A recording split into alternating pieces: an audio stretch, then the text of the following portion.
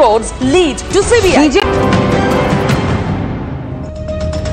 ফিরে এলাম ব্রেকের পর। মেদিনীপুর মেডিকেল কলেজে বিষ স্যালাইনে মৃত্যু প্রসূতি, সিবিআই তদন্ত দাবি মৃতের পরিবারের। বড় খবর, সিআইডি তদন্তে অনাস্থা, সিবিআই তদন্ত দাবি করেছে মৃতের পরিবার।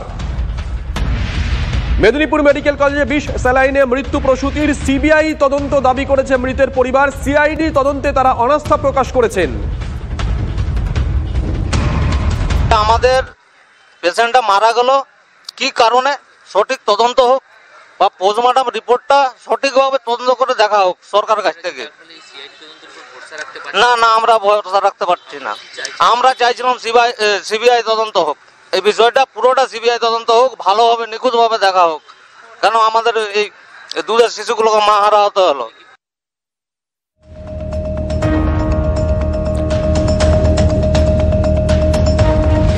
আরো একটা বড় খবরের দিকে নজর রাখতেই হচ্ছে। রাজ্যের স্বাস্থ্য ব্যবস্থায় কেন্দ্রীয় হস্তক্ষেপের আর্জি, স্যালাইন বিভ্রাট নিয়ে সিবিআই তদন্তের আবেদন বিজেপি সাংসদের। বড় খবর এই মুহূর্তে, রাজ্যের স্বাস্থ্য ব্যবস্থায় কেন্দ্রীয় হস্তক্ষেপের আর্জি, স্যালাইন বিভ্রাট নিয়ে সিবিআই তদন্তের আবেদন বিজেপি সাংসদের।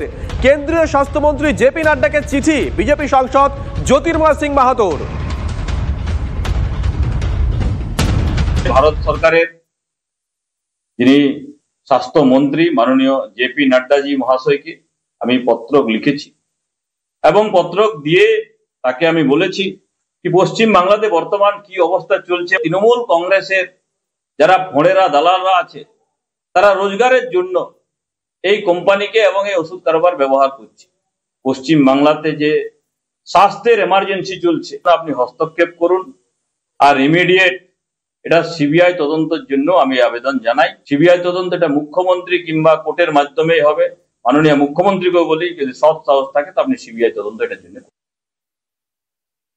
আমি স্পষ্টভাবে জিজ্ঞাসা করছি বিরোধী নেতাদের যে আপনারা যে সিবিআই বলছেন, তো এই কথাটা তো আপনারা আরজি করের ক্ষেত্রেও বলেছিলেন। আরজি করে সিবিআই এসে দেখিয়ে দিয়েছে কলকাতা পুলিশের তদন্ত ঠিক ছিল, তো আপনারাই তো এখন বলছেন সিবিআই মানি না। তো তাহলে আবার সেই সিবিআই এর গল্প বলছেন কেন? আরজি করের ঘটনার পর ওই কথায় কথায় সিবিআই চাই, এটা বন্ধ করে দেওয়া উচিত।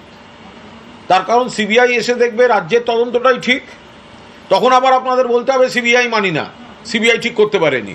তো খামোকা সব সিবিআই চাই বলছেন কেন? এদিকে স্যালাইন কাণ্ডে এসএসকেএমে ভর্তি 3 প্রসূতির অবস্থা এখনো সংকটজনক, তবে 3 জনের শারীরিক